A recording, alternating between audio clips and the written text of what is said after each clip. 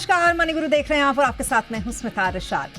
सेबी ने बड़ा बदलाव करते हुए रिट्स को अब इक्विटी इंस्ट्रूमेंट की कैटेगरी में डाल दिया है। यानी म्यूचुअल फंड और स्पेशलाइज्ड इन्वेस्टमेंट फंड के लिए रिट्स में निवेश का जो तरीका है वो अब पूरी तरीके से बदल जाएगा। तो रिट्स में इस बदलाव का निवेशकों के लिए क्या है मतलब, और क्या रियल एस्टेट में एक्सपोजर बढ़ाने का यही सही मौका है? नए नियम कब होंगे लागू? रिट्स में निवेश के क्या है फायदे और नुकसान? इन तमाम बातों को समझेंगे हम आज हमारे शो पर। हमारे साथ दो खास मेहमान इस वक्त हमारे साथ हैं। आनंद आठी वेल्थ के डायरेक्टर ऋषिकेश पालवे हमारे साथ है और मनी फ्रंट के सीईओ मोहित गांग इस वक्त हमारे साथ हैं। आप दोनों का हमारे साथ जुड़ने के लिए बहुत शुक्रिया इस शो पर। और रिट्स में बदलाव, बड़े सारे लोग ये जानना चाहते हैं ऋषिकेश कि आखिरकार सेबी ने ये बदलाव किया क्या है, और जो भी बदलाव सेबी ने किया है वो कब से लागू होंगे? नमस्ते स्मिता जी, मोहित जी नमस्ते और सारे दर्शकों को नमस्ते। सर्वप्रथम अगर हम देखें तो 2025 में काफ़ी सारे सर्कुलर्स आए थे और कंसल्टेशन पेपर्स आए थे और वो दर्शाते थे कि रिट्स का समावेश हो और उसका एक्सपोजर बढ़ जाए। तो अगर हम देखें तो सर्वप्रथम ये जानना ज़रूरी है कि जो लेटेस्ट सर्कुलर आया है, ऑफिशियल सर्कुलर आया है जो नवंबर में आया था, उसमें क्या दर्शाया गया है। उसमें यह दर्शाया गया है कि रीट्स का समावेश होगा एमएफ और एसआईएफ में, लेकिन उसकी कैटेगराइजेशन जो है उसको इक्विटी रिलेटेड इंस्ट्रूमेंट्स के हिसाब से कैटेगराइज किया जाएगा। और अगर हम 2026 से देखें, एम्फी जैसे हर 6 महीने में मार्केट कैपिटलाइजेशन की लिस्ट निकालती है, लार्ज कैप, मिड कैप और स्मॉल कैप की। अभी रीट्स का भी समावेश इनमें होगा। और लास्टली इनविट्स जो है वो अभी भी हाइब्रिड कैटेगरी में ही माने जाएंगे, गिने जाएंगे। और बदलाव क्या आया है अगर हमको ये जानना है तो हाल फिलहाल अभी देखी जाए तो अभी की तारीख में रीट्स का जो ओवरऑल एक्सपोजर जो है वो करीबन 10% का है और सिंगल इशूअर का जो है वो 5% का है अक्रॉस ऑल कैटेगरीज। लेकिन अभी हम देखते हैं कि उसका इंक्रीज होके सिंगल एक्सपोजर जो है वो 5% से 10% होगा और ओवरऑल के तौर पे 10% से 20% का होगा अक्रॉस इक्विटी, डेट, हाइब्रिड में और एसआईएफ में भी। तो ये बदलाव आने की कंसल्टेशन पेपर ने सुझाव दिया हुआ है।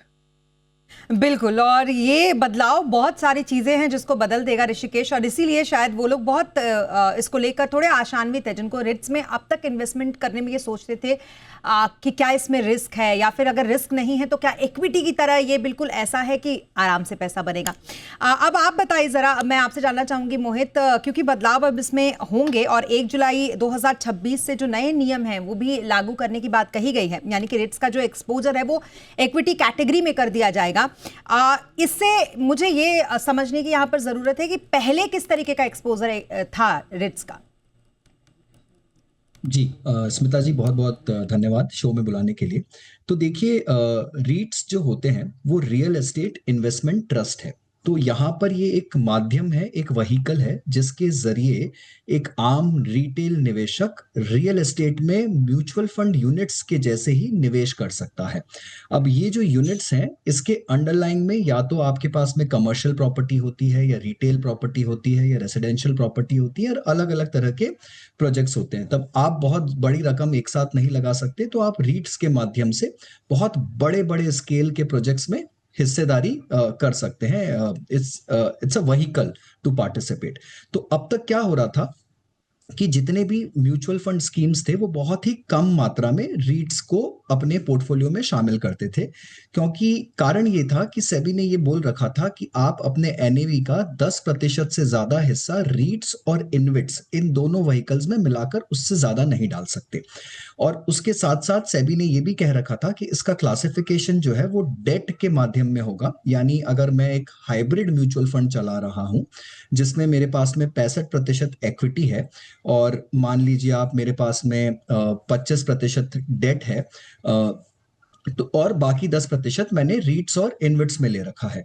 तो यहाँ पर रीट्स और इनविट्स का जो एलोकेशन है वो डेट के एलोकेशन में मिल जाता था, और ओवरऑल डेट को 35 समझा जाता था और इक्विटी को 65। तो यहाँ पर इक्विटी का जो एलोकेशन है वो फंड मैनेजर्स को 65 पर रखना पड़ता था ताकि वो अपने फंड को इक्विटी टैक्सेशन दिलवा पाए।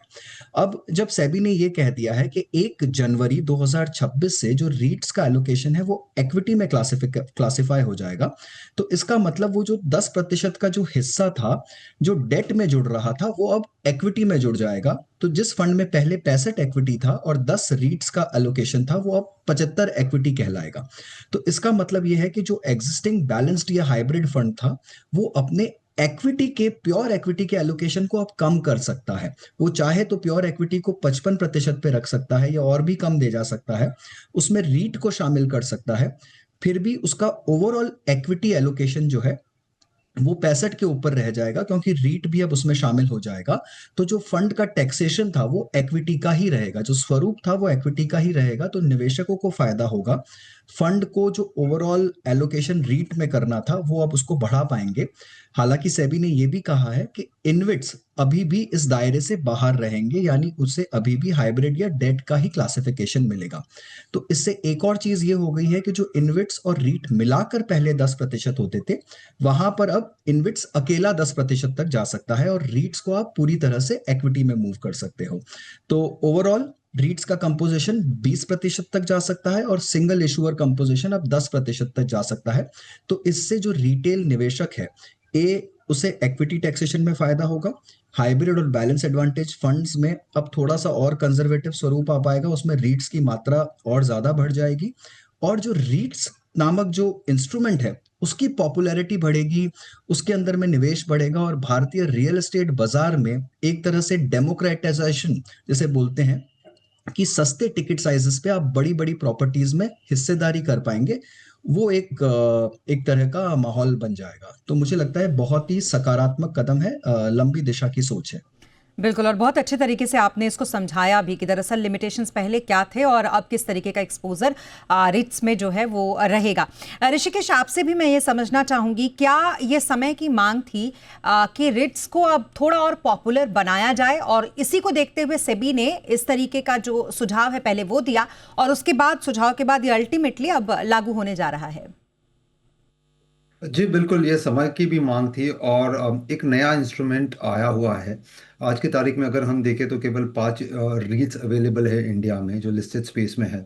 अगर इनके ऊपर इन्वेस्टमेंट अगर बढ़ाना है, निवेश की मात्रा बढ़ानी है, तो म्यूचुअल फंड जो काफ़ी पॉपुलर मैकेनिज्म है निवेश करने का, अगर इसका समावेश म्यूचुअल फंड्स और एसआईएफ्स में हो जाएगा तो इनकी पॉपुलैरिटी बढ़ जाएगी, लोगों को समझ आ जाएगी। आज की तारीख में अगर देखी जाए तो हमारी पूरी पॉपुलेशन को देखें तो रीट्स की इतनी समझ नहीं होगी जितनी म्यूचुअल फंड्स की है। लेकिन लोग म्यूचुअल फंड्स में निवेश करते हैं, अगर वो म्यूचुअल फंड्स में निवेश कर रहे हैं और फिर देखते हैं कि अंडरलाइंग इंस्ट्रूमेंट्स क्या है, तब जाके रीट्स की मालूमात होगी उनको और पता चलेगा कि रीट्स इंस्ट्रूमेंट क्या है। तो एक तरीके से पॉपुलैरिटी इंक्रीज करने से और पार्टिसिपेशन बढ़ाने के तौर पे भी देखा जा सकता है इसको। जी बिल्कुल। लेकिन अब मोहित, आपसे मैं अल्टीमेटली ये समझना चाहूंगी, मान लीजिए मैं एक निवेशक हूं और मेरा पोर्टफोलियो जो अब तक इक्विटी और डेट में था, मान लीजिए गोल्ड में भी था, अब मेरे पोर्टफोलियो में अगर रीट्स में जिस तरीके से अब रिक्लासिफाई ये होने जा रहा है और उसका एक्सपोजर अगर मैं लेती हूं तो किस तरीके के चेंजेस आएंगे?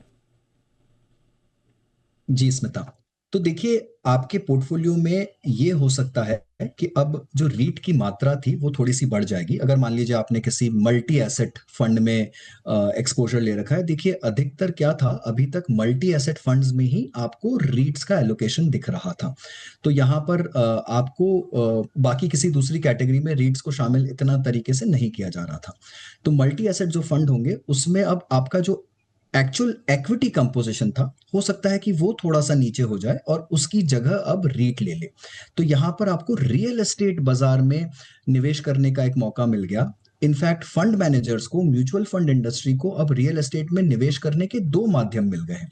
पहला कि वो चाहते तो रियल एस्टेट स्टॉक्स में सीधा निवेश कर सकते थे और अभी भी कर सकते हैं।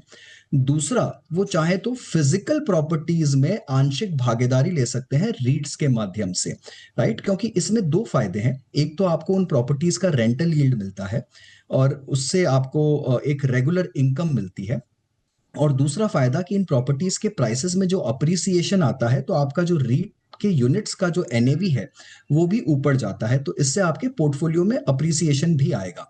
तो जो रियल एस्टेट में फिजिकल निवेश करने के बेनिफिट्स होते थे वो अब आपको फिनेंशियल माध्यम से मुहैया हो पाएंगे आसानी से। तो आप छोटे टिकट साइजेस में आप इसमें निवेश कर सकते हैं। दूसरी बड़ी बात स्मिता, कि 1 जुलाई के बाद जो रीट्स हैं उनका इंक्लूजन इक्विटी इंडाइसेस में भी होने लगेगा। इसका मतलब कि आपके पास में अलग से रीट के ही पूरे इंडाइसेस आने लग जाएंगे। अभी जैसे आप एक लार्ज कैप इंडेक्स देखते हैं, मिड कैप इंडेक्स देखते हैं, सेक्टोरल इंडाइसेस देखते हैं, बैंकिंग, आईटी, फार्मा, उसी तरह से आपके पास में रीट्स के इंडाइसेस आएंगे 1 जुलाई के बाद में।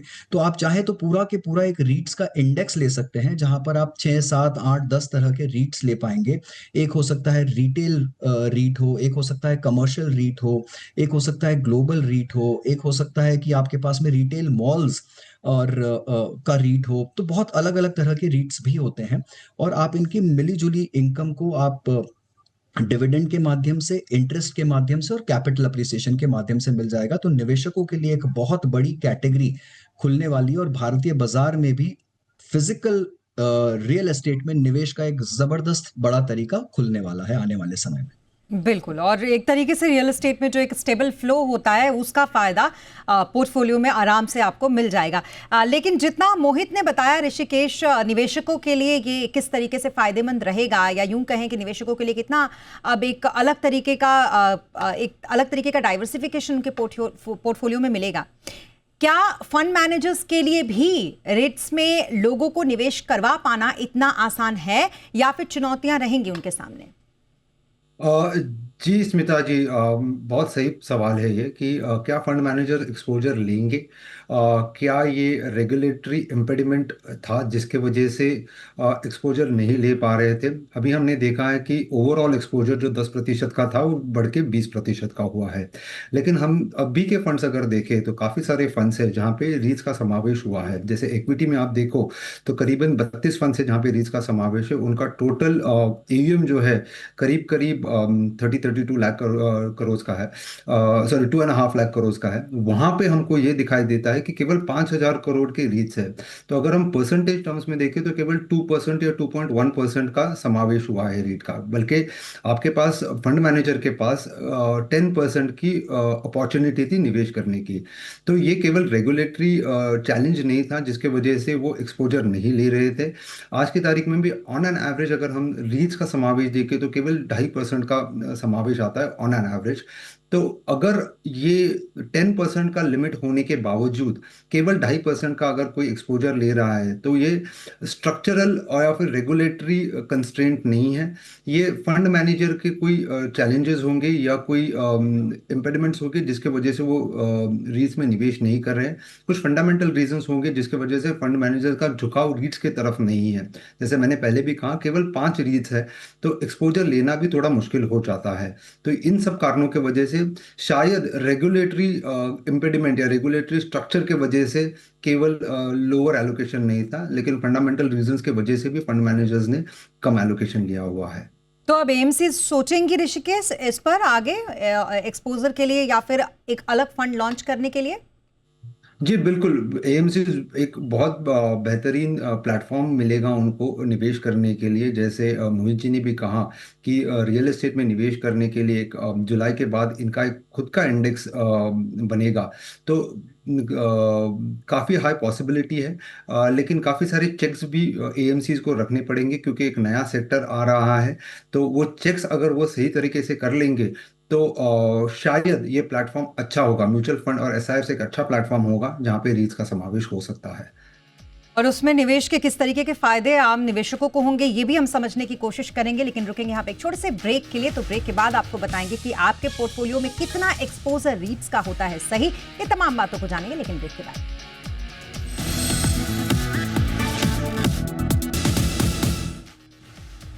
अब ब्रेक के बाद एक बार फिर हमारा आपका स्वागत है, और मनी गुरु में आज हम बात कर रहे हैं रीट्स की, जिस पर सेबी ने फिलहाल इसको रीक्लासिफाई किया है, और उसके बाद इक्विटी में एक तरीके से क्लासिफाई होते हैं। आपके लिए किस तरीके के निवेश के इसमें बन रहे हैं चांसेस, ये जानने की हम कर रहे हैं कोशिश।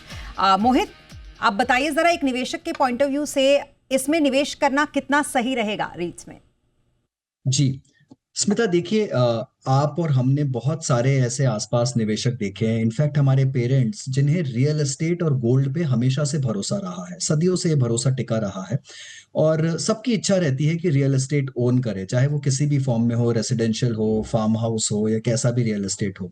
अब आम निवेशक बहुत बार रियल एस्टेट को ओन नहीं कर पाता है, स्पेशली कमर्शियल रियल एस्टेट, जो कि बहुत महंगा होता है, जहां पर टिकट साइजेस बहुत बड़े होते हैं, जहां पर ड्यू डिलिजेंस, लीगल स्क्रूटनी का बहुत ज्यादा मायना होता है, राइट। अब सबकी इच्छा होगी कि एक बहुत बड़ी किसी बिल्डिंग में जहां पर बड़े बड़े ऑफिसेज हो, उसमें एक ऑफिस उनके पास में हो और जिसे वो लीज पर दे पाए। तो अगर आप ऐसी चीजों में, ऐसी प्रॉपर्टीज में हिस्सेदारी चाहते हैं जो कि लॉन्ग टर्म लीज पर जाती है, बहुत बड़े एस्टैब्लिश कमर्शियल रियल एस्टेट जो है, तो रीट ही आपके लिए एक सबसे अच्छा और सुलभ उपाय है।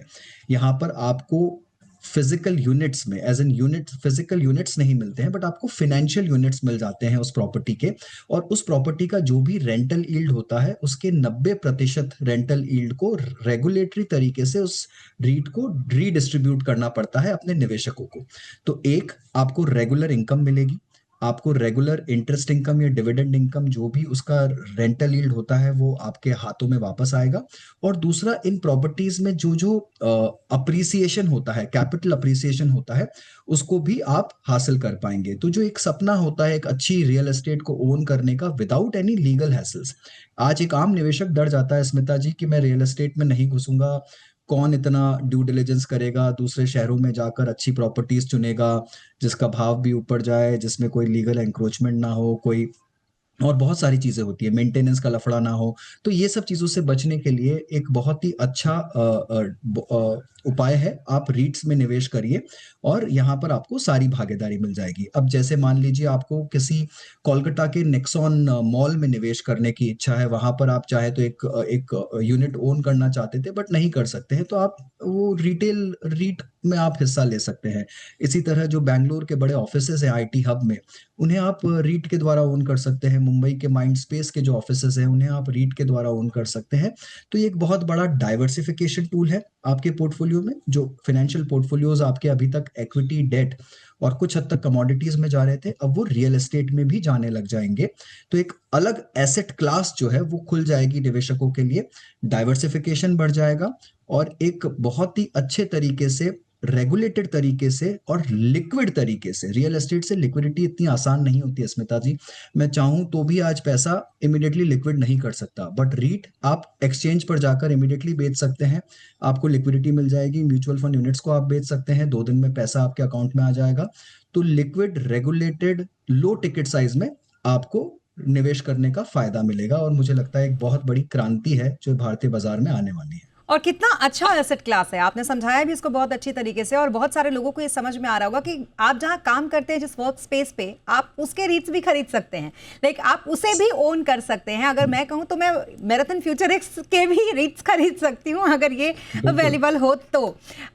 लेकिन हाँ, जाहिर तौर पर जमीन खरीदना या कहीं किसी प्रॉपर्टी में इन्वेस्टमेंट करना या फिर गोल्ड में इन्वेस्टमेंट करना, ये ऐसे पारंपरिक इन्वेस्टमेंट रहे हैं जिसके लिए बहुत ज्यादा लोगों को फोर्स भी नहीं करना पड़ता और लोग बड़े इसकी तरफ अपने आप चले जाते हैं। आप फंड हाउसेस को तो बहुत अपने फंड्स को के लिए प्रमोशन करना पड़ता है, बट इन सब चीजों का तो कभी प्रमोशन नहीं करना पड़ा। एक बहुत ही परंपरागत ये ट्रेंड रहा है निवेश का। लेकिन फिर भी ऋषिकेश, आपसे मैं समझना चाहूंगी कि अगर रीट्स में किसी को इन्वेस्टमेंट करना ही है तो फिर उसको किन बातों का ध्यान रखना चाहिए? स्वाति जी, ये नया एवेन्यू है जहाँ पे निवेश कर सकते हैं। काफ़ी दो चीज़ें हैं जहाँ पे अमल करना बहुत ज़रूरी है। सबसे प्रथम ये देखना ज़रूरी है कि कौन से रीट्स में फंड मैनेजर्स ने निवेश किया हुआ है, ये जानना बहुत ज़रूरी है। उसकी लिक्विडिटी क्या है, ये जानना बहुत ज़रूरी है। पास्ट परफॉर्मेंस क्या रहा है, ये देखना ज़रूरी है। सो ये सारी चीज़ें देखनी ज़रूरी कि अंडरलाइंग रीट्स क्या है। दूसरी चीज़ देखनी बहुत ज़रूरी है कि ये रीट क्या परसेंटेज में निवेश किया गया। लिमिट 20% का है, लेकिन अगर लिमिट 5-7% से ज़्यादा हो तो शायद निवेशकों ने निवेश नहीं करना चाहिए। तो ये दो चीज़ें हैं जिस पे अमल करना बहुत ज़रूरी है। तीसरी चीज़ है, लिक्विडिटी भी बहुत बड़ा चैलेंज हो सकती है। माना कि लिक्विड बोला जाता है इन्हें, पर लिक्विड, अगर म्यूचुअल फंड्स में निवेश करते हो तो म्यूचुअल फंड्स मैनेजर को लिक्विडिटी मैनेज करना बहुत जरूरी है, क्योंकि उनको रिडेम्पशंस ऑनर करने होते हैं। पर अगर वो लिक्विफाइबल नहीं है, वॉल्यूम्स नहीं है, तो फिर थोड़ा चैलेंज आ सकता है। तो ये 2-3 चीज़ें देखनी बहुत ज़रूरी है निवेशकों ने, इससे पहले कि वो रीट वाले म्यूचुअल फंड्स या एसआईएस में निवेश करें। जी, अब यही सेम क्वेश्चन आपके लिए भी रहेगा मोहित। जरा एक बार दर्शकों को ये समझा दीजिए कि रीट्स में निवेश करने से पहले उन्हें किन बातों का ध्यान रखना चाहिए। जी देखिए, इसमें जो फाइनेंशियल इन्वेस्टमेंट्स के जो ब्रॉड रूल्स होते हैं वो अप्लाई करेंगे। सबसे पहली बात कि आप कहीं ओवर कॉन्सेंट्रेट तो नहीं कर रहे, रियल एस्टेट की चाह में कहीं आप ऐसे फंड्स में तो एक्सपोजर नहीं ले रहे जहां पर बहुत ज़्यादा ओवर एलोकेट कर रखा है रीट्स में। और जैसा ऋषिकेश ने भी बहुत अच्छे से बताया कि यहाँ पर लिक्विडिटी का कॉन्स्ट्रेंट हो सकता है, तो आपको ओवर एलोकेशन से थोड़ा सा बचना होगा। दूसरी बात, आपको इंटरेस्ट रेट साइकिल का ध्यान रखना होगा। यहाँ पर बहुत बड़ा रिस्क जो रीट के निवेश में होता है स्मिता जी, और शायद आम निवेशक ये नहीं समझ पाता कि इंटरेस्ट रेट साइकिल से ये बहुत ज्यादा लिंक्ड होते हैं। जब गिरती हुई इंटरेस्ट रेट साइकिल्स में रेंटल यील्ड अट्रैक्टिव हो जाते हैं और रीट्स का यील्ड बढ़ जाता है, और थोड़ा सा आपको उनके प्राइसेस में अप्रिसिएशन भी देखने को मिलता है, तो वो साइकिल उनके लिए बड़ा अच्छा होता है। पर जब इंटरेस्ट रेट का साइकिल रिवर्स होता है और रेट्स ऊपर जाने लगते हैं, तो रीट्स में आपको रेंटल यील्ड्स थोड़े से क्या बोलते हैं, उन्हें थोड़े कम हो जाते हैं, और शायद आपका अप्रिसिएशन भी जो है वो खतरे में आ जाता है। तो यहाँ पर निवेशकों को ये साइकिल समझना बहुत जरूरी है कि वो किस साइकिल में रीट्स में निवेश कर रहे हैं। तीसरी बात कि यहाँ पर प्राइस का खतरा फिर भी है, चाहे ये रियल एस्टेट है, बिल्कुल। चाहे ये फिजिकल रियल एस्टेट को फाइनेंशियल यूनिट्स में दे रहे हैं, बट यहाँ पर बिकॉज ये लिस्टेड है, प्राइसेस ऊपर नीचे हो सकती है और उसका रिस्क हमेशा बना रहेगा। तो ये वोलेटाइल है, ऐसा नहीं है कि इसमें वोलेटिलिटी नहीं होगी, बिकॉज ये रियल एस्टेट है। बिल्कुल। और साथ ही साथ आप अपने रिस्क एपेटाइट और टाइम होराइजन को देखिए और वो सोच समझ कर ही ऐसे इंस्ट्रूमेंट्स में निवेश करिए। बिल्कुल, तो कुल मिलाकर आपको ये सारी चीज़ों को का ध्यान रखना बहुत ज़रूरी है। एंड वेरी क्विकली आपसे मैं जानना चाहूंगी ऋषिकेश, अगर किसी को अपने पोर्टफोलियो में इसको रखना है तो एक्सपोजर कितना होना चाहिए? अगर इसको रखना है तो आप 7 to 8% से ज़्यादा एक्सपोजर ना हो। म्यूचुअल फंड के द्वारा अगर आप कर रहे हो तो म्यूचुअल फंड का एक्सपोजर है वो 7 to 8% से ज़्यादा नहीं होना चाहिए। तो आपका डिराइव्ड एक्सपोजर जो है वो केवल 2-3% होगा, अगर कोई फंड मैनेजर 20% का भी एक्सपोजर ले ले ओवरऑल बेसिस पे।